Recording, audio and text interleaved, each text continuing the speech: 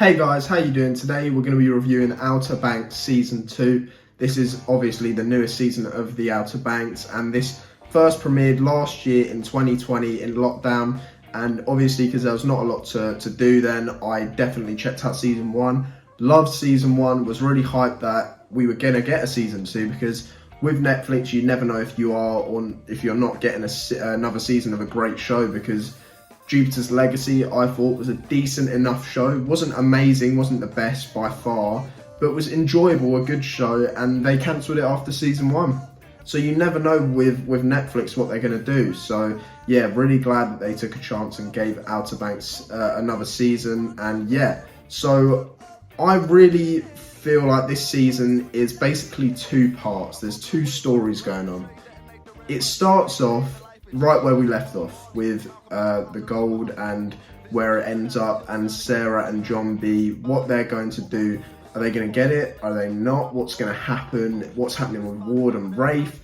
Is he still being accused? And because of what John B says on the boat, when the policemen are listening, like, what's going on basically? And the first half of this season is literally that storyline being continued, whilst having a little hints, little bits of a subplots here and there that's set up for the second half of the season, when things take a turn for another massive break for Pope's character, mainly for this Golden Cross. Now, I believe that the first season structurally is a lot better than season 2.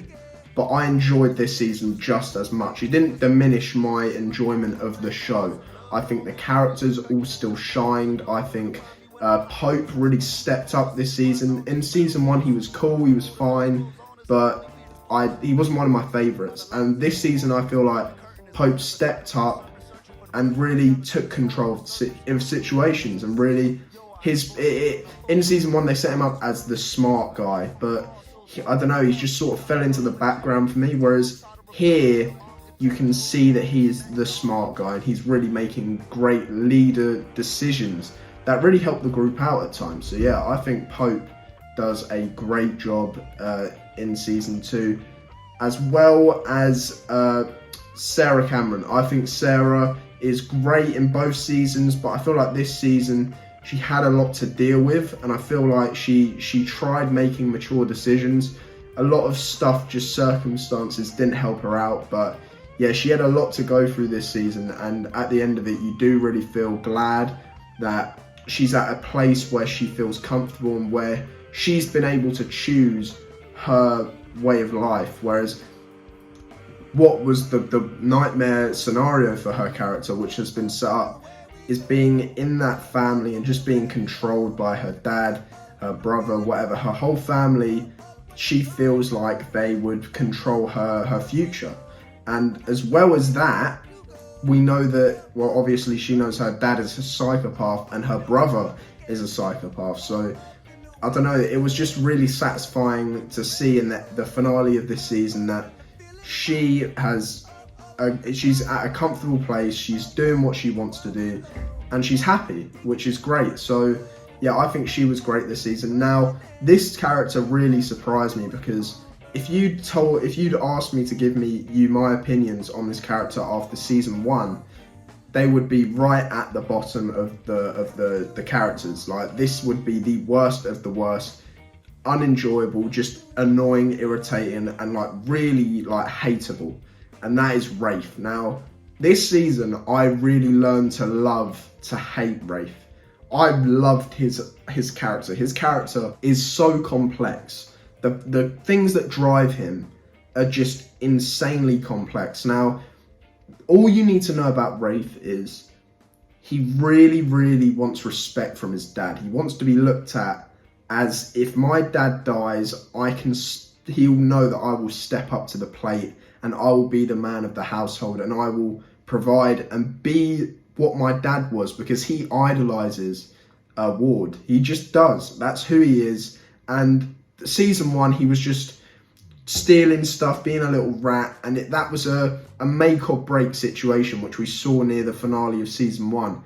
It was make or break, and he did something completely wrong, don't get me wrong. Like, what he did was disgusting and horrible, but it suits his character and his character's motivations. And he really did genuinely believe that he saved his dad there. Like, he was the hero in that moment because he hates Sarah. He knows that Ward favourites Sarah. That's just a fact. Even if he wouldn't say it to Ward, like, we know that he knows, and it's obvious.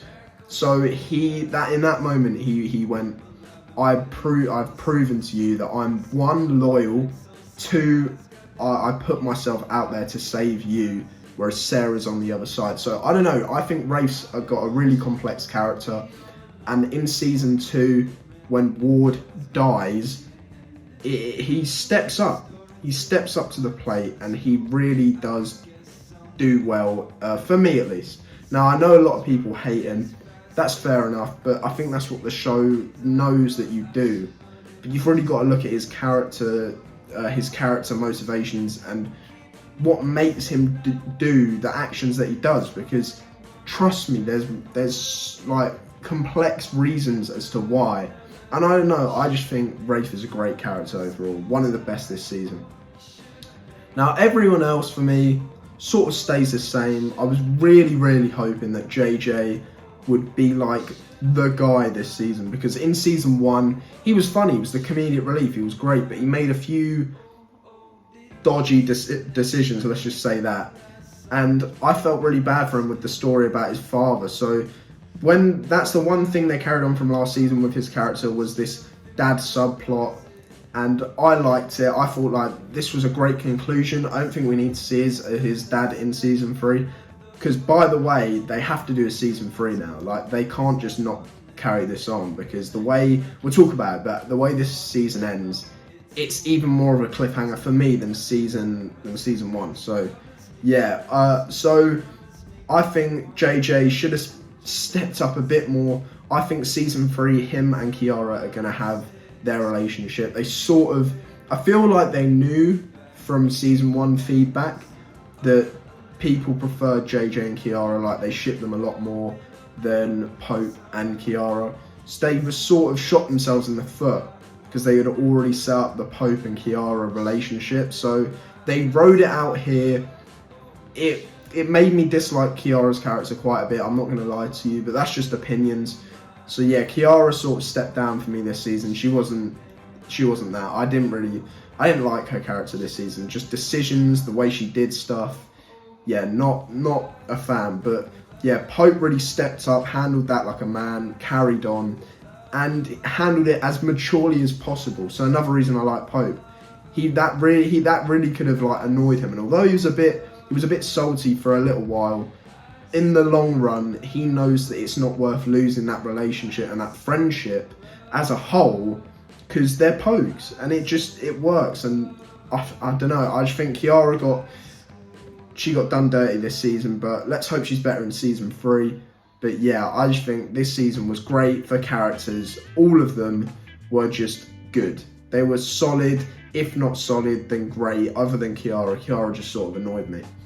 John B was just meh. He was himself, he did his thing, he was good, but like nothing special.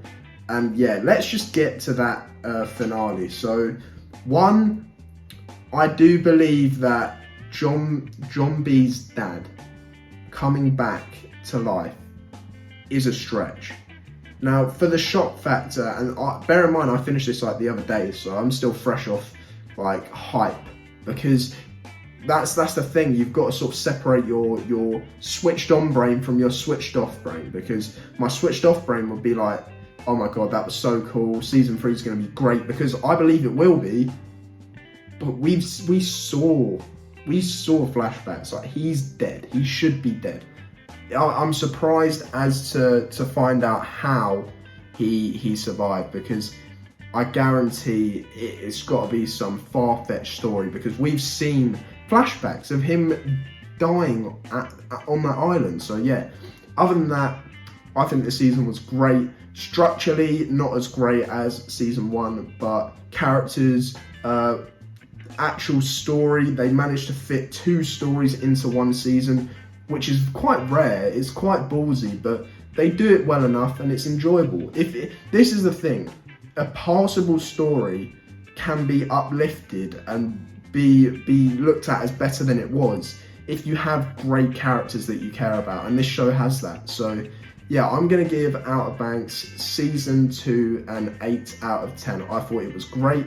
The 2 points is literally just for the structure of the show and a few things that just don't really work story-wise, but other than that, man, this season was great. I just think season 1 was structured a bit better, and yeah, I just think season 1 was a bit better overall, but I enjoyed this nearly as much, if not the same. So yeah, that's what I give Outer Banks season 2. Let me know your thoughts in the comments below. Like, share, subscribe, and I'll see you in the next video. Bye, guys.